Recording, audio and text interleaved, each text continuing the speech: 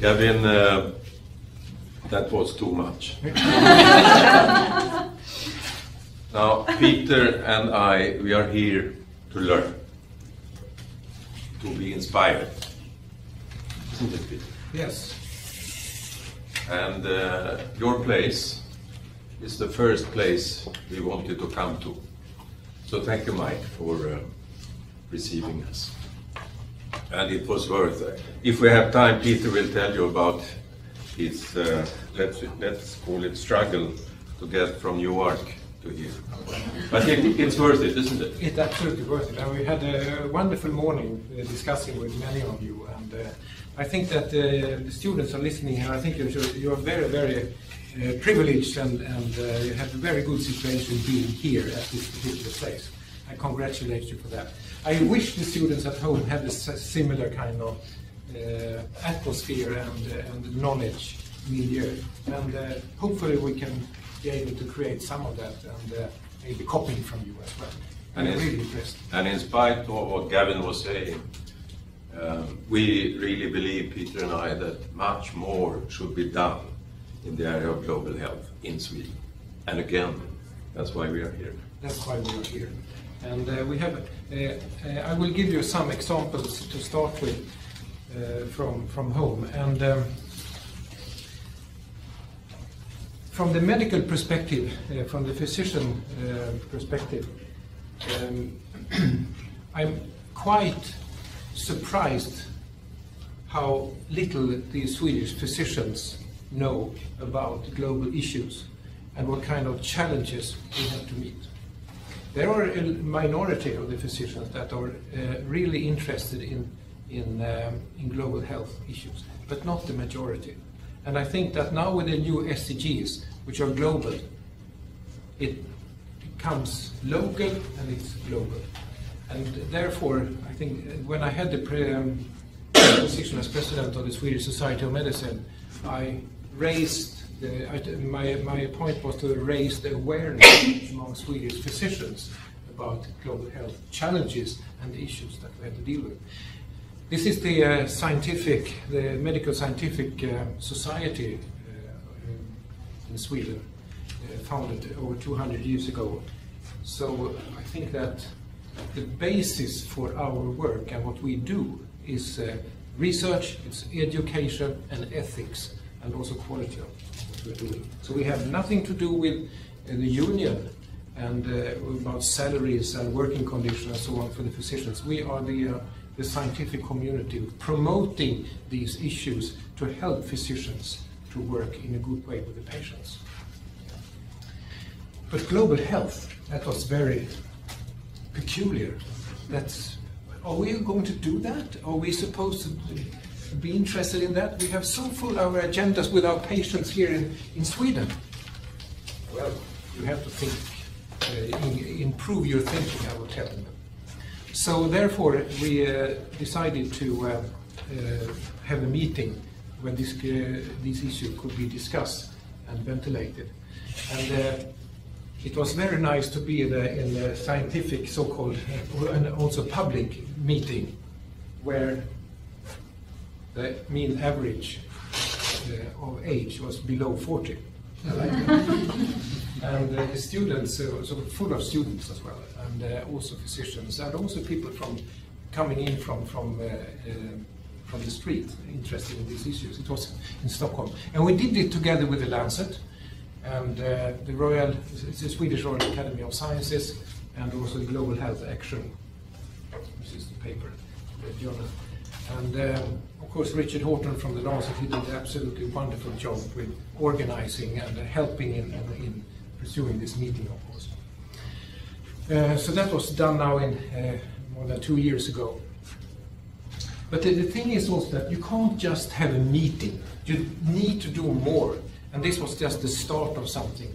And now we are trying to create something more out of this. And that was Göran and my odyssey in global health, trying to get together students, and this is first from the medical profession, the medical students in Sweden, and that will also spill over to other areas of teaching students, which is very, very important. Medicine is just a small part of it. But we have to start with their own professions. And what we did also from this meeting was we have a working group that say, what do we want? Well, these are the text here, what the purpose of this meeting was, and also the work to follow. So we produced the Stockholm Declaration on Global Health,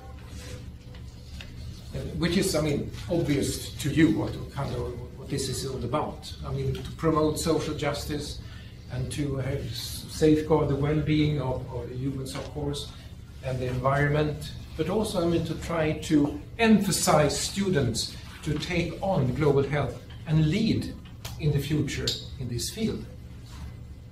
Because to try to do this interdisciplinary cross area work, which you do a fantastic work. So the Stockholm Declaration that we have discussed and wrote in the published one, just comment in the last, was, I mean, linking the ongoing agenda with the NCDs to the SDGs, of course. And the leadership, I think, is an extremely strong thing, which is not really pursued in Sweden as it is today. We need that much more, given the challenges we are facing. We have to build capacity and investing in health globally, and of course trying to do whatever kind of opportunities and synergies that we can exploit and perform. And how to continue this, and that's why we are here, to see what are the different organizations trying to get the universities together, student organizations together, to see how do we do this, how do we fulfill these challenges or these things that we have to do. I won't bore you too much with all this kind of text, but the important thing is, of course, that the holistic health and well-being, to see, if you take it from the physician's perspective, to see the whole patient, the whole of the patient. Maybe you have a problem with your knee, but that might be in the bottom line that you have an alcohol problem, for example, that you're falling and you have the scratches on your knee or something. You have to try to think outside the box many times, and to exaggerate that thinking outside your own box, I think is very important. And then you can't do that without meeting other professionals. So there are different things that you have to address, of course, in this. And particularly it's important now when the new SDGs will be decided 2 weeks' time. So what is Sweden now today then in the research for global health and development? Well, there's a lot of things that you can discuss here, of course. I mean, you have goals, where are the direction, the activities, what are the actors and the questions, and who is actually fund this work. The past, present, and the future. We think that there's quite a number of problems in Sweden with these different variables here that we like to address. And it has much to do with the different partnerships. There are too many silos in the systems. There are silos within the universities. There are silos, not to say at least within the government and the different ministries. For example, in Sweden, the Ministry of Foreign Affairs, they don't really speak to the Minister or the Minister of Health and Welfare. So there are different, you can't solve everything, but you can try to surpass these kind of barriers and to bridge different people together. And I think that is very much what we have to do, both within Sweden, but of course also seeking the direction of global partnerships. It's incredibly important, both in the science arena and the teaching arena, but also in the political arena. We need to form resources in a better way. There are fragmented resources for science and research for global health. There are different bodies of funding in Sweden which have their own respective agenda. And you can sort of understand that in one way. But if you look at more on the holistic side, you have to put more money in the same basket in different calls, for example. And that's something that the government has to deal with. For example here, relevant ministry funds channeled through Research Council, global funders.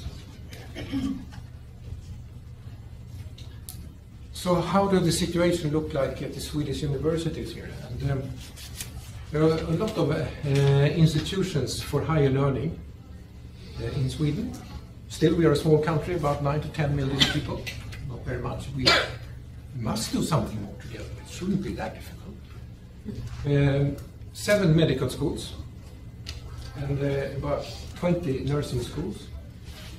And there are, of course, a number of bachelor's, master's and PhD degrees in public and global health. There is no PhD in global health, really, though. And there are courses in global health, a lot of courses. But many of the courses within the medical faculty, they are not mandatory. They are electives. And some of those are very good. But when I teach the students and discuss these things in global health, I mean, there were 1/3 of the students, they were really interested. This is terrific. This is the best thing I will do in my life. And there's another third, think, what's this? I'm going to be a brain surgeon. I don't need this. And then you have another, the final third, who you can steer, I think, who you can develop as you like. Is that so? They are, I mean, you can influence them in a good way, and see you can move them over so it becomes 2/3, for example. So of course and they are very interested in general. But some of the medical students are really a bit pompous, I think, and they should just work in a big hospital with a lot of specialties. You can quote me if you like, but I mean, this is Swedish. But I think it's interesting in a way to meet them and discuss with them and see what... There are actually other places outside Gothenburg, outside Sweden, that you can work with. But it's, over the years, the interest from the students is absolutely increasing. And also, I mean, discussing on human rights, democracy questions, and security, that all comes into the health system. And individual health and, of course, system health. What kind of research doing with the different universities that we have? Well, the largest one is the Karolinska Institute, which have a lot of papers coming up. I mean, a lot of not a lot of, but research money, which is the biggest. I mean, it takes all. Karolinska Institute has about 50% of all the granting, the public granting in Sweden, which is fine. It's the biggest one, I think. Then we have University of Gothenburg and Lund University, Uppsala, of course, is very important, and University, who had for 6 years a Center for Global Health funded. So they're doing a lot of stuff, and then you have other universities, they don't do so much. So this is about what it looks like in Sweden. The funding, here we have a problem, I think.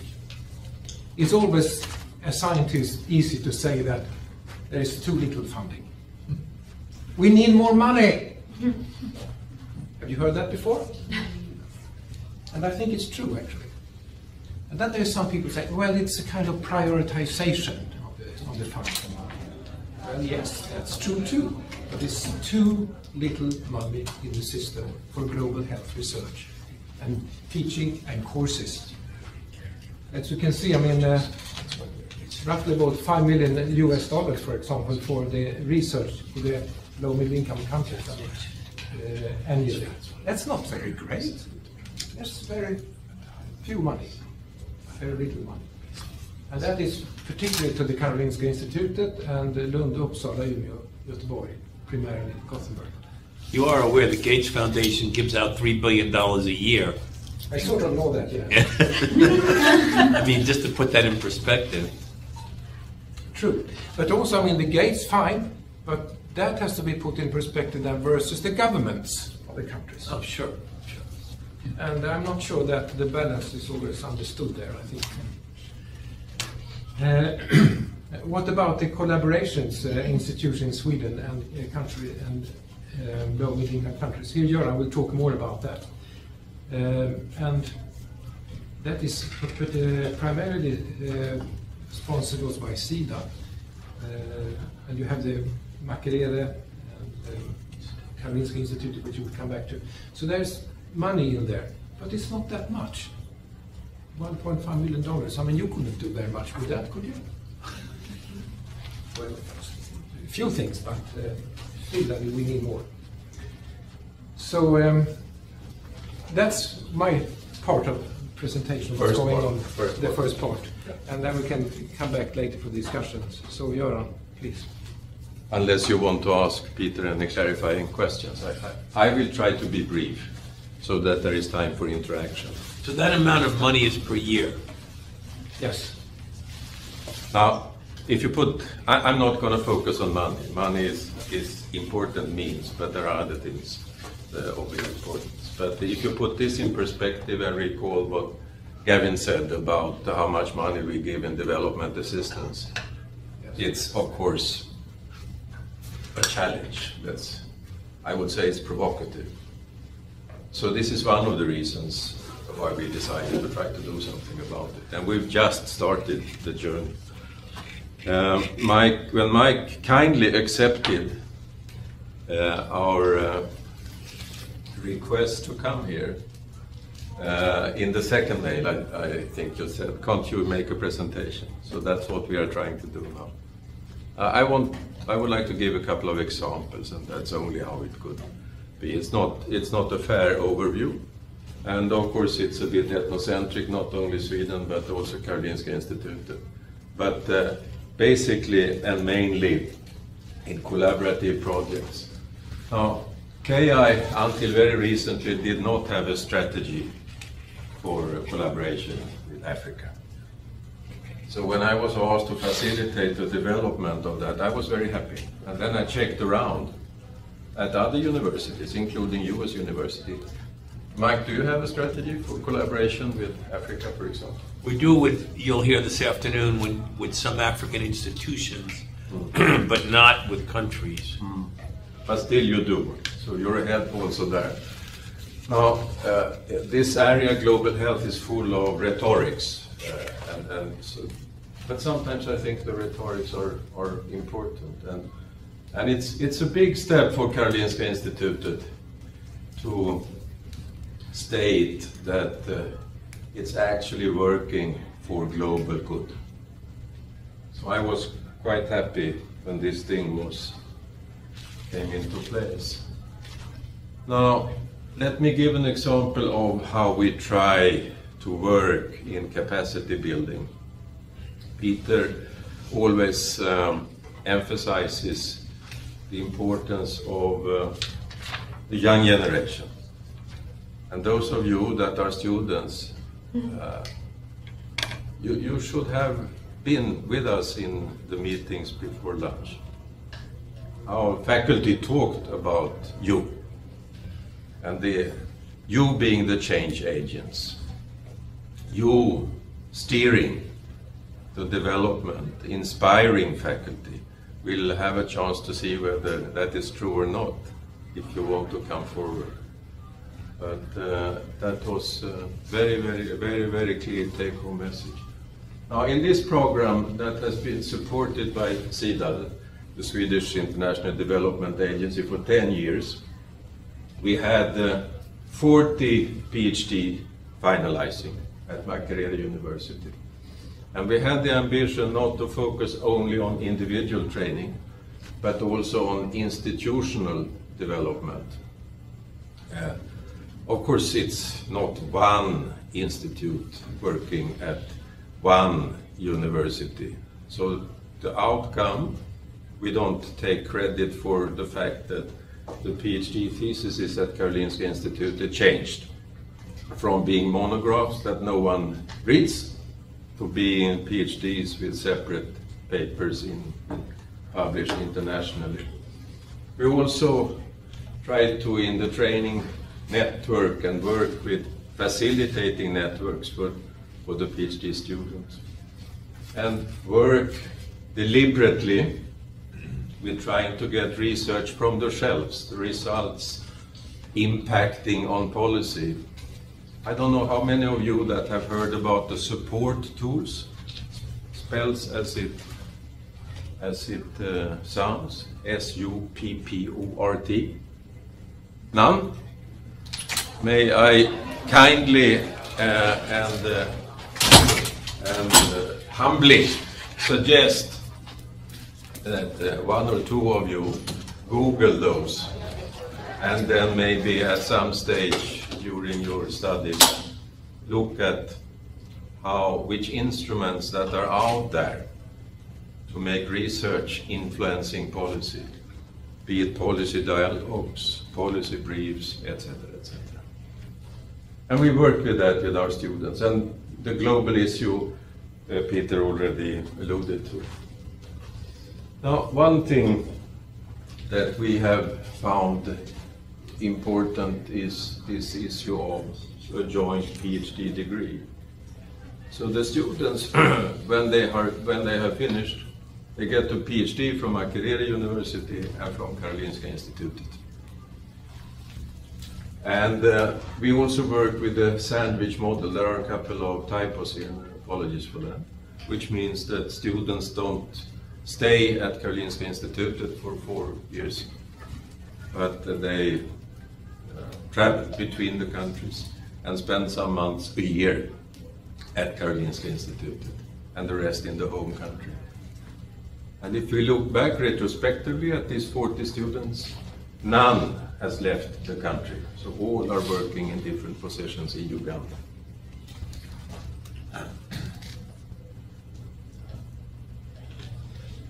Let me take a couple of project examples. In the work that Gavin participated in identifying the challenges for global health, the revolution of almost exponential growth of non-communicable diseases was one. So we developed a project with these institutions addressing NCDs in Uganda, South Africa and Sweden, funded by the European Union. What's unique here is that we expect reciprocal learning. That is, how can findings, experiences from projects in Uganda, for example, facilitate healthcare service delivery in Sweden? Anybody of you that heard the term reverse innovation? Mike? We talk about it all the time. Tell us. We talk about it all the time as a way of justifying investment in low and middle income country health system research, because the findings may be relevant back here. It's a very important justification for getting funding from organizations that might be reluctant to fund in low and middle income countries, but we give them examples of where discoveries made in going back to oral rehydration therapy in Bangladesh made a huge difference back home. So this is another example of what we need to learn here. Messaging. Well, we use it that way. Yeah. How do we package this information in order to influence funding agencies in Sweden, in order to change this, what did you say, not appallingly low, but the budget that we are having in Sweden? And if we manage to influence decision makers about the common gains, the likelihood, of course, is so much greater. Now,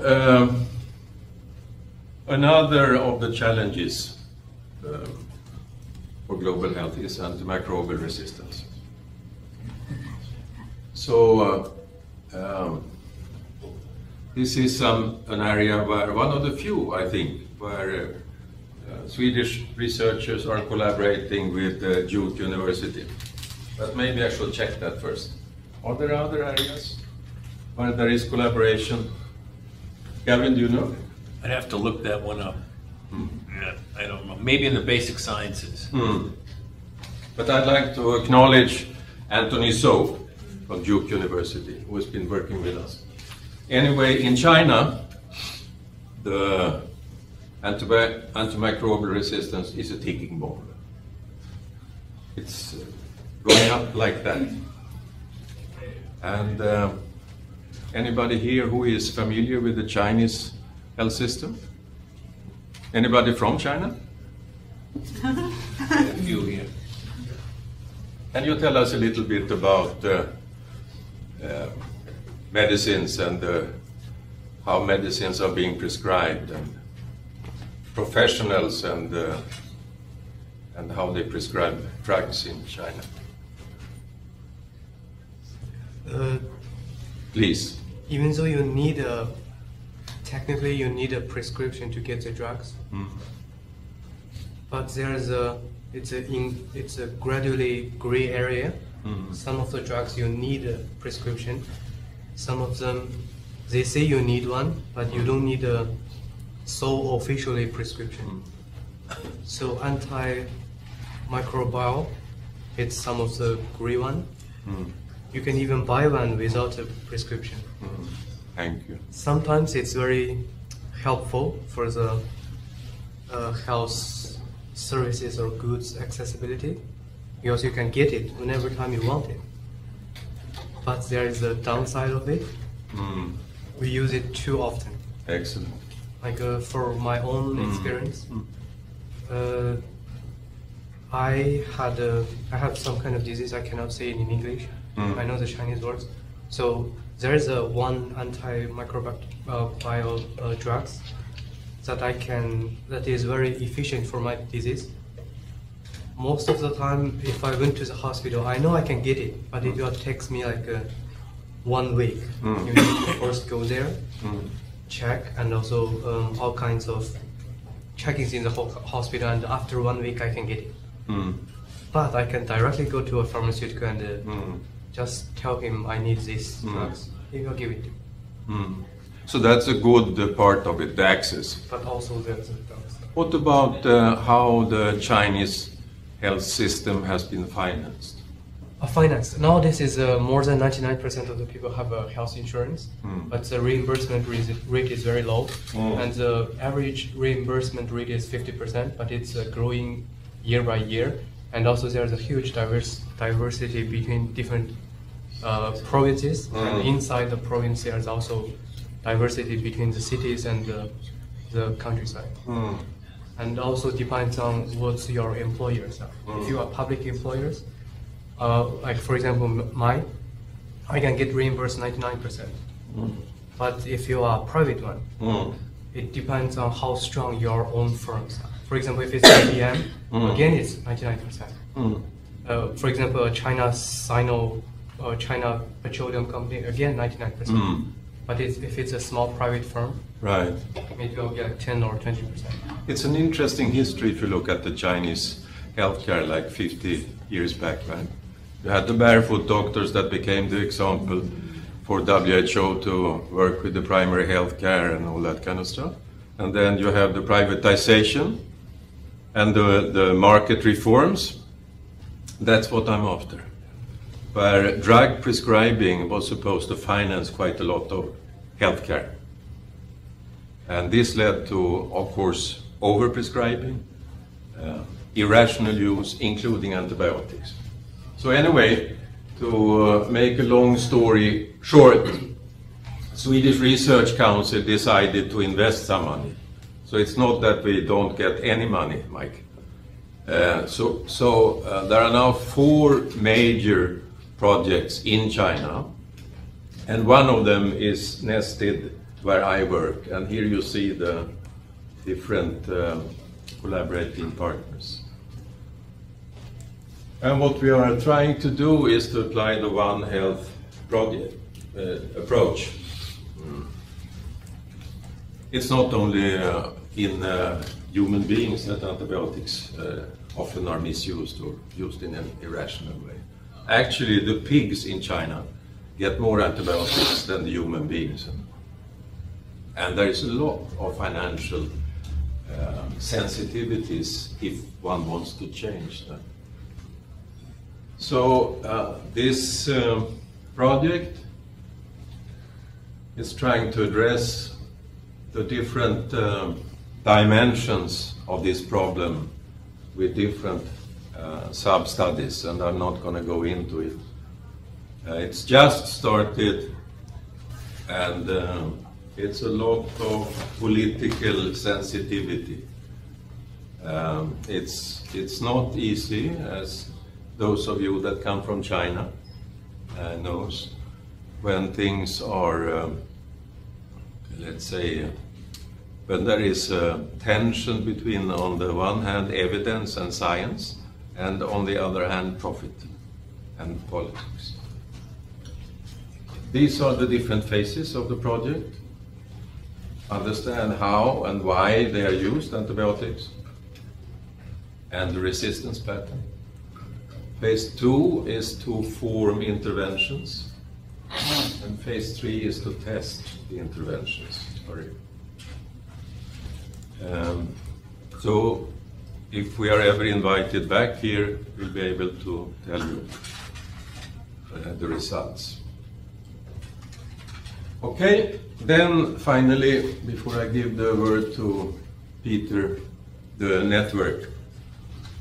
And as an example of that Sweden, with its resources, still is doing stuff that has impact on global health. As the resistance is going up, there is nothing in the pipeline, no new antibiotics. We identified in this network the need to put antibiotic resistance and that problem on the global agenda. These are were and still is the main focus. Increasing the visibility of the problem, catalyzing action for behavioral change, and promote a needs-driven research and development model for new antibiotics.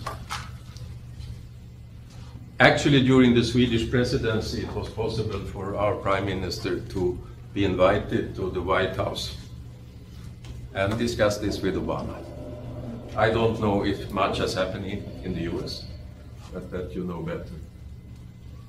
These are some of the estimates of the burden of disease. 25,000 deaths per year in the European Union. In Thailand, almost 40. And here, about 23,000 deaths. This is unfortunately not published. It's from a leading pediatrician, I'm sure you know him, Am I right? Mm-hmm. Okay. And actually this was presented on the front page this summer in New York Times.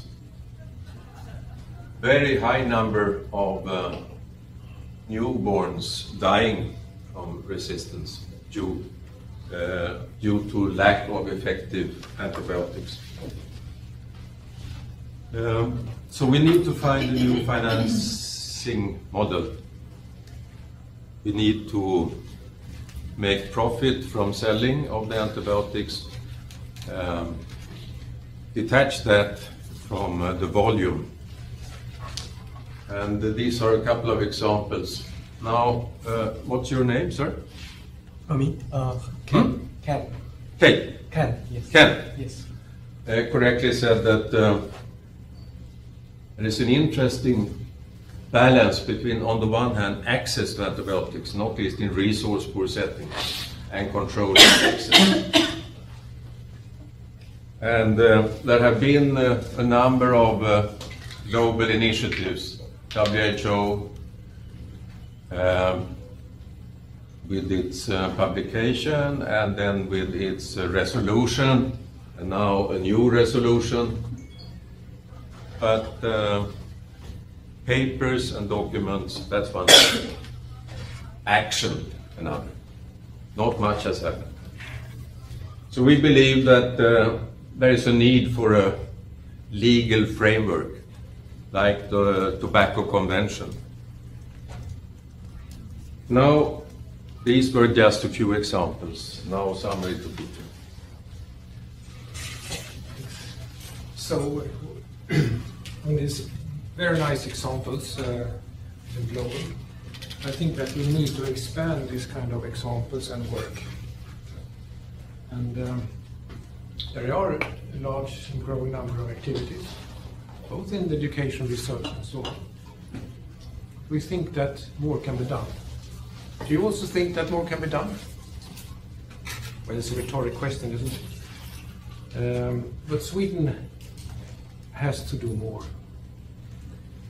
both in the context of science and teaching, education, but also about policy and education politicians to be able to understand what we say. I think that's very important. And sometimes researchers are not so good in communication. And we need to learn a lot more about that. We need the help of others, like you, for example. So, of course, increase funding, increase political interest. So, now Göran and I will put you to work.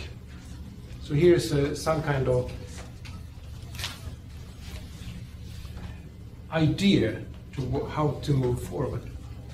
So what we are trying to establish, the idea and also the action, and to see this happening, is to form a national platform in Sweden. As I said before, Sweden is not that big, so we need to try to invite universities, invite funding bodies, invite the different ministries to discuss and form this, and also the philanthropists, of course. Gates Foundation, for example, is a very good example, as you said before, Mike. So we need to, what are the issues that we would like to tackle? And strengthen health aspects in development, and above all, tackle the inequalities of health. That is the main thing that we need to do. Identify and strengthen global health as an academic area, and that is something which is promoted also by Mike Merson.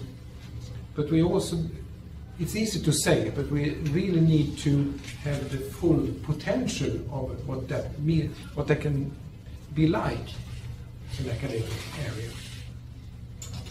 That's not easy to define, but I think you have made wonderful. Also for the stimulation of transdisciplinary collaborative research, education, what Göran was talking about, the sandwich, to further develop that.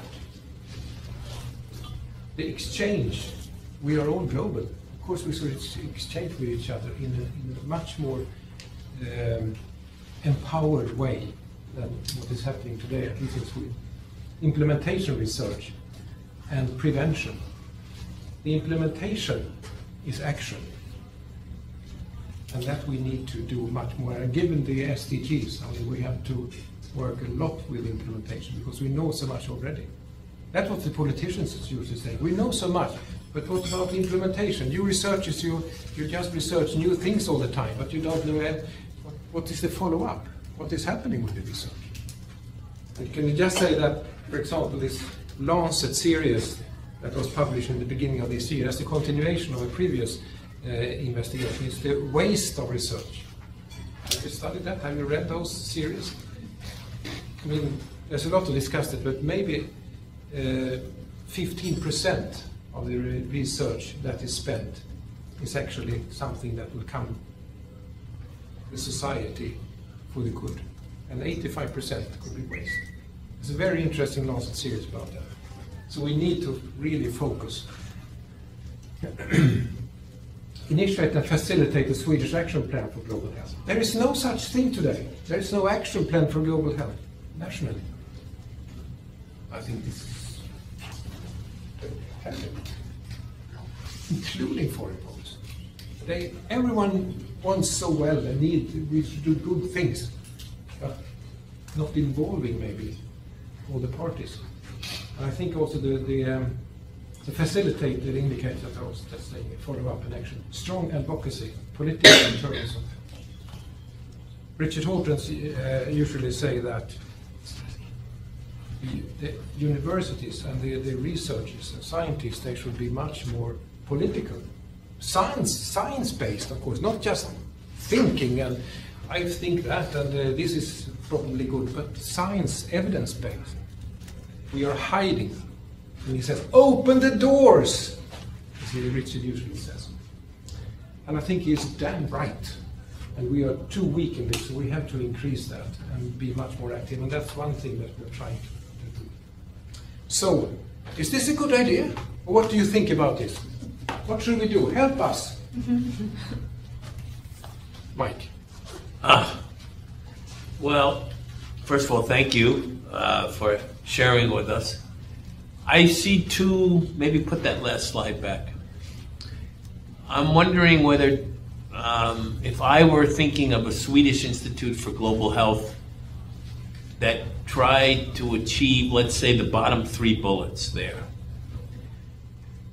I'm thinking that Sweden's impact on the health of the planet, okay? That involves, I think, more than universities.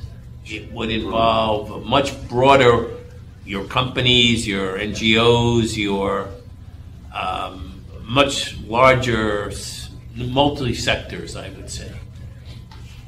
Whereas your first 3 bullets, well, certainly second, third, fourth bullet, have to do more with strengthening of universities. So I'm not sure which, I'm trying to get a feel, you want to do both, or is your ultimate goal really to do the bottom 3, in which case you want to help universities be part of that effort? I don't know if I'm making myself clear. Yeah. But I know that in the U.S., the Raj, who was recently the last director of AID, started something called the Higher Education Solution Network, and there was a big competition, and 7 universities were selected. We were one of them, to try to further USAID's agenda in the world, U.S. government's foreign policy agenda, not just in health. We were selected as the global health part of that. There were 7 universities. We still exist. It was only 4 years ago. There's one on security, one on environment, etc. That was really to further what we're doing in that network is helping AID in the health area. I won't go into detail, it's not that relevant. But I'm just wondering here which of these 2 are you more concerned about?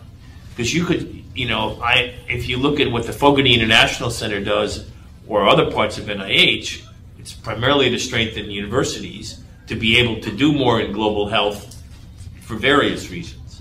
So I feel both of these, and I'm trying to get a handle, what's the ultimate purpose of your institute?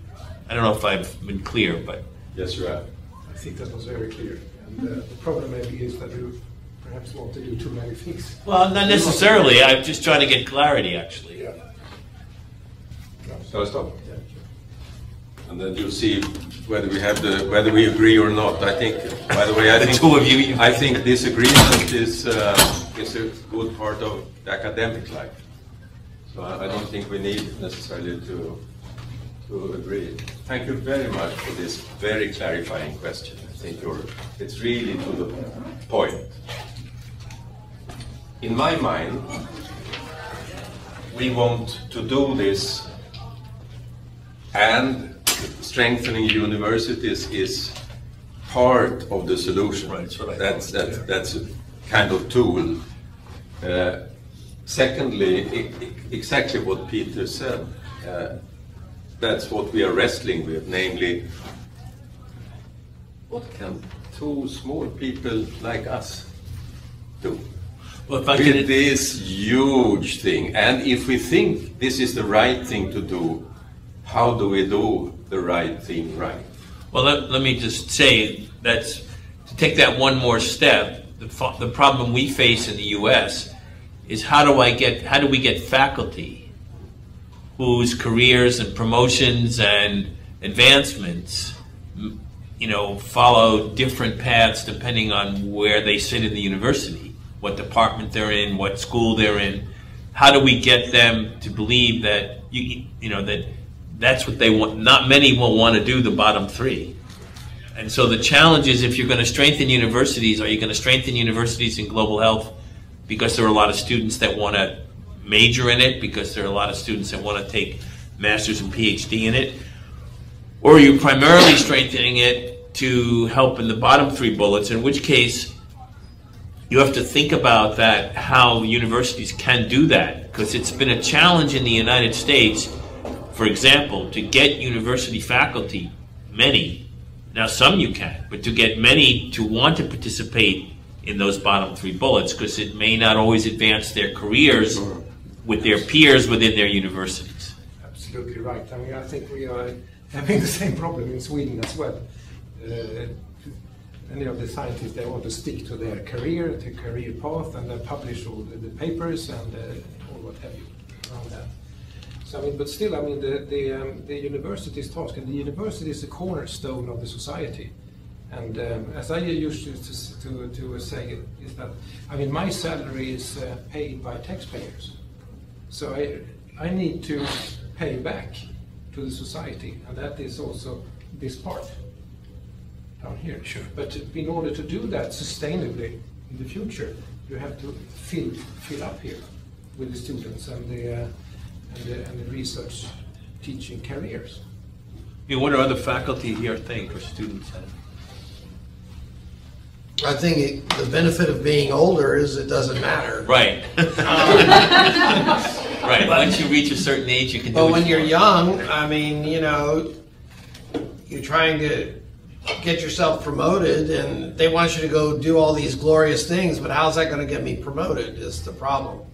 And then the way the schools are set up, you have to be in a school. You can't be global health. You have to be sociology, or you have to be anthropology, or you have to be biology, and you have to fulfill all those requirements to get promoted. It's sort of like it has to be a sidelight, you know, that you're doing because you love it, but you're also doing this, so you're really doing two jobs. Fortunately, I think this is the most enriching. It makes you feel, you know, the potential down the road is for something great, and particularly where you are is where 10 years ago Duke was trying to figure out how to do this, and it's pretty nice if you get something going. You feel pretty good about what you've accomplished. So it's just a matter of recruiting enough other people that you have a force that the government says, all right, you guys, get off our backs, and here's some money, go do it. So I was a little confused at the timeline that you're looking for this site implementation of all of these different bullet points, and also you talk about the promoting of interdisciplinary research and collaboration, maybe doing that with a legal framework, or also mandatory interdisciplinary courses instead of electives. And I was a little confused how you would do this in promoting visibility with the public without being exploitative towards when without being? Exploitative towards when I think global health, I think of all the pictures that you see on the internet or things like that, where you've got brown and black faces with white doctors coming in. So doing it in a way that's ethical, but also in a way that promotes awareness, because that is where the public, as you were saying, you're funded by the public, it's paying your salary, so that also should be pushing the agendas forward. This was such a good and difficult question, so you're I have an idea. That's a very good point. It's an extremely good point. Yes. A little bit was that my ambition with these meetings that we arranged, because there was a very low fee, and it was advertised in the papers, in the morning papers, and students help us to disseminate the information with all the different faculties in the different cities, and the Stockholm University, for example, the business school. That was sort of responsibility to convey this information from this meeting to the public, because actually, if you, not only that we are paid, universities are paid by taxpayers, but it also that giving more knowledge and awareness. These questions also push the politicians to see that this is actually something which is perhaps more important than we thought, and to push the politicians to actually give more resources then, or allocate more resources to global health programs, for example.